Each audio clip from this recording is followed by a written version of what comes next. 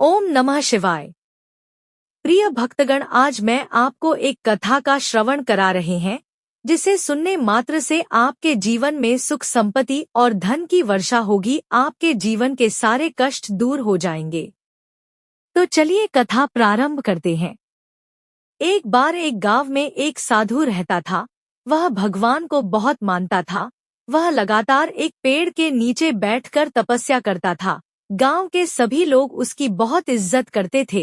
फिर एक बार गांव में बहुत भीषण बाढ़ आ गई। हर तरफ पानी ही पानी दिखाई दे रहा था।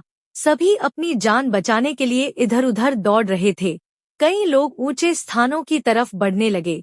इसी बीच लोगों ने देखा कि साधु बाबा पेड़ के नीचे ही बैठे हैं। सभी ने उन्हें सलाह दी कि वो अपनी जगह छोड़ दे और भाग चले।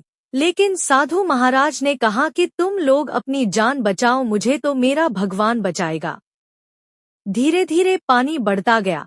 साधु अपनी जगह पर ही रहा। पानी साधु के कमर तक पहुंच गया था। फिर इतने में ही उसके पास से एक नाव गुजरी। उस नाव में एक मल्लाह था। उसने कहा कि हे साधु महाराज, आप इस नाव पर आ जाएं। मैं किसी सुरक्षित स्थान पर आपको पहुंचा दूंगा। लेकिन साधु ने फिर वही उत्तर दिया कि मुझे मेरा भगवान बचाएगा, मुझे तुम्हारी आवश्यकता की जरूरत नहीं है। नाव वाला भी वहां से चला गया। कुछ देर बाद बाढ़ और भी ज्यादा हो गई। साधु को लगा कि उसे पेड़ पर चढ़ना होगा। साधु ने सोचा कि उसे वहां बैठकर ईश्वर को याद करना होगा।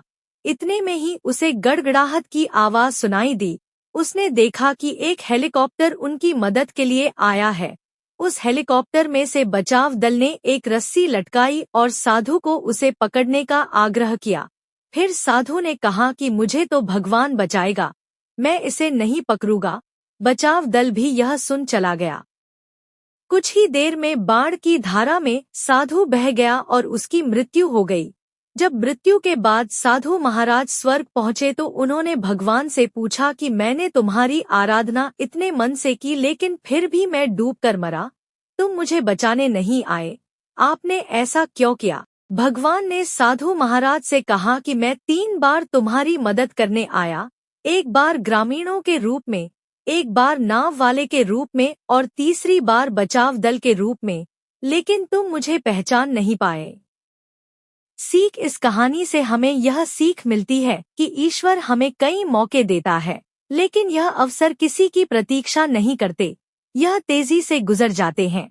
अगर हम उन्हें पहचान कर उनका लाभ उठा लेते हैं तो हम अपनी मंजिल पर जल्दी पहुंच जाते हैं।